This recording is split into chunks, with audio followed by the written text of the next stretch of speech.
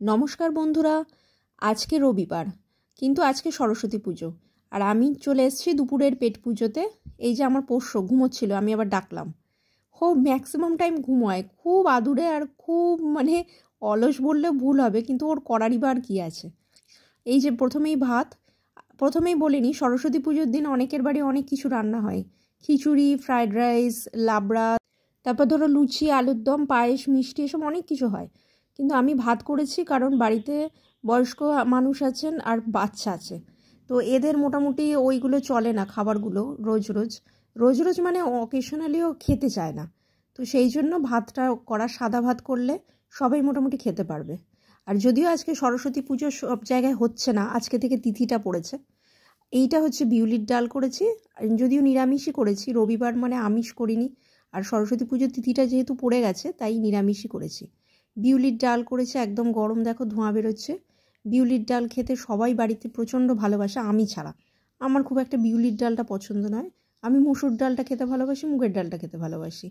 তো যাই হোক, তারপরে আসছে এই যে কালকের উচ্ছে চচ্চড়িটা কিন্তু এখনও রয়েছে, উচ্ছে দিয়ে যে সবজি দিয়ে বানিয়েছিলাম খানিকটা রয়েছে, আজকে পুরোটাই উঠে যাবে।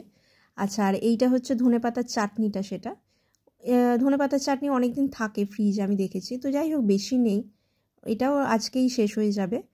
আমি যদিও ফ্রিজে খাবার রেখে খুব একটা খাওয়া সম্মত নই, কারণ ফ্রিজে বেশি দিন রাখলে না খাবার টেস্টটাই অন্যরকম হয়ে যায়। তো মোটামুটি ফ্রিজে খুব একটা বেশি খাবার আমার থাকে না, খুব বেশি হলে ওই 24 ঘন্টা, আলাদা 24 ঘন্টা, হওয়ার 24 ঘন্টা বাদ অবধি রাখি, তারপর আর রাখি না। এটা স্যালাড কাটা রয়েছে, দেখো লেবুটাও এতে রেখে দিয়েছি, আলাদা করে আজকে আর রাখিনি, এখান থেকেই নিয়ে নেবে খুনি। তো যেটা বলছিলাম, ফ্রিজের আমি বেশি দিন খাবার রেখে খাই না, ওই কারণেই যে টেস্টটা অন্যরকম হয়ে যায় আর সেটা ভালোও না।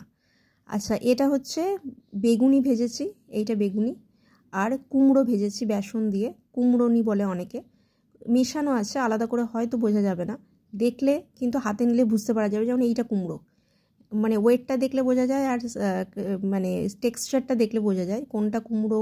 যেমন এইটা কুমড়ো, এইরকমভাবে এই দিকেরগুলো কুমড়ো আর ওদিকেরগুলো বেগুন। তো আজকে ভাজলাম, আজকে এমনি নিরামিষ, তো একটু এই ধরনের ভাজাভুজি করলে কি হয়, ভাতটা খেতে একটা ইন্টারেস্ট পাওয়া যায়। নাহলে ভাত খেতেও ঠিক ইন্টারেস্ট লাগে না, তাই না?